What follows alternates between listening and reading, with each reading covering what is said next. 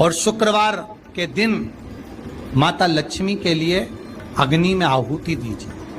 महाराज, शाम के समय पर सूर्यास्त के पहले शिव महापुराण की कथा कहती है, अग्नि पुराण कहती है, नर्मदा पुराण कहती है,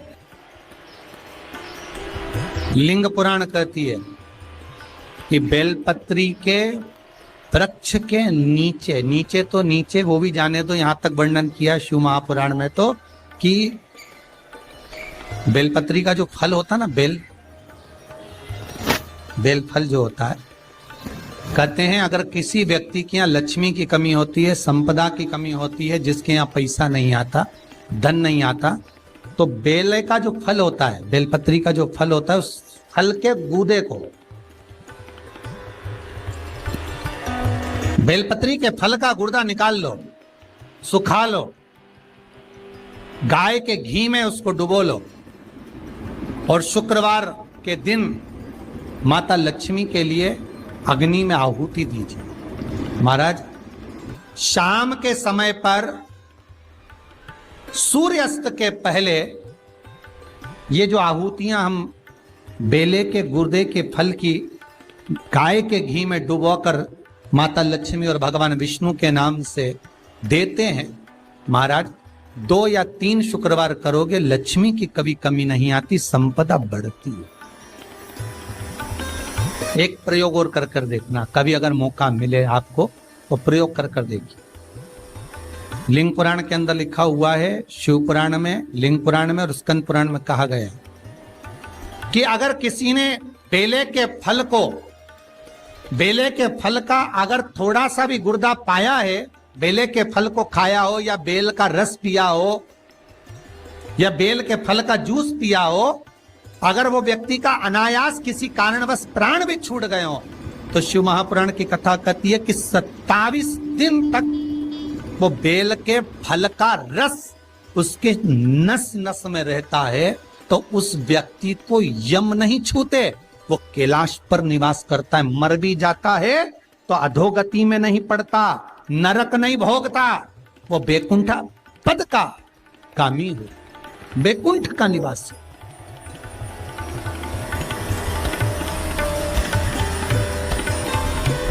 बैकुंठ का निवास।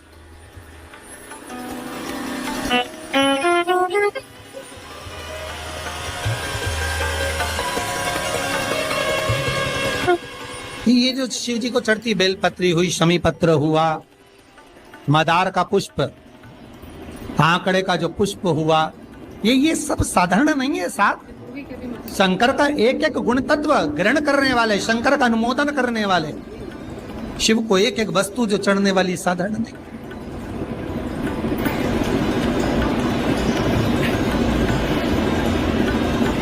महाराज, हम तो आपसे निवेदन पहले भी करे, आज फिर करते।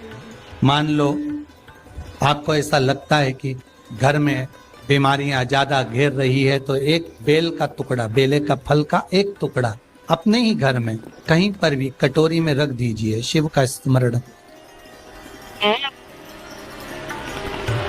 सुख प्रदान करेगा। अगर थोड़ा बहुत रोग आ भी गया निकल जाएगा, पर बड़ी बीमारी में कोई फंस नहीं पाएगा, ज्यादा जनहानि नहीं होगी, तकलीफ नहीं भोग पाओ। शिव को प्रिय है। फिर वही स्कंद पुराण का संवाद आ गया।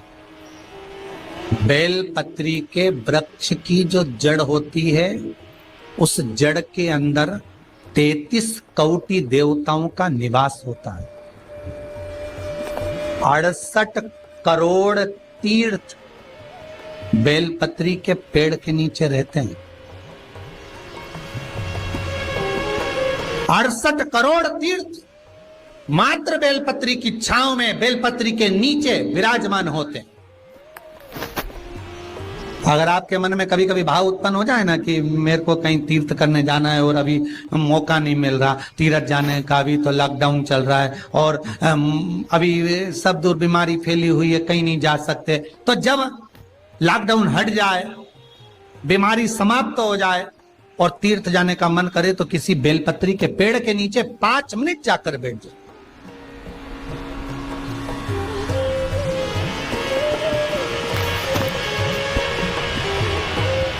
और जप लो, श्री शिवाय नमस्तुभ्यम। जितने बैठे हो टीवी के सामने प्रेम से बोलो, श्री शिवाय नमस्तुभ्यम। जितने टीवी के सामने बैठे बार फिर से बोलो, श्री, साथ में बोलो, आगे आगे नहीं, श्री शिवाय नमस्तुभ्यम।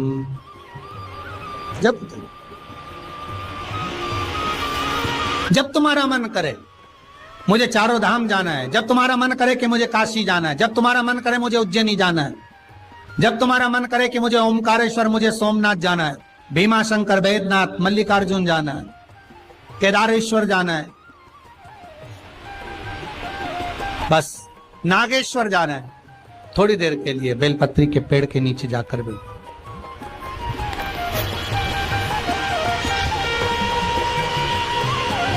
68,000 तीर्थ सब बेलपत्री के वृक्ष के नीचे विराजे।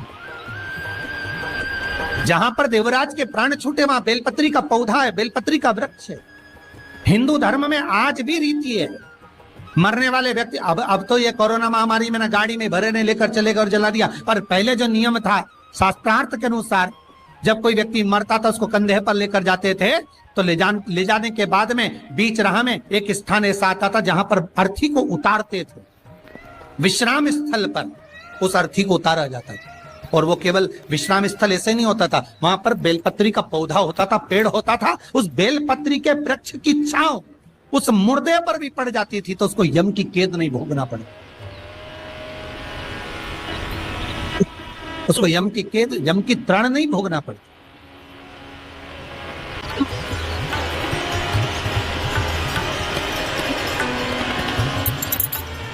इसलिए उस बेलपत्री के पौधे के नीचे उसको विश्राम दिया जाता है।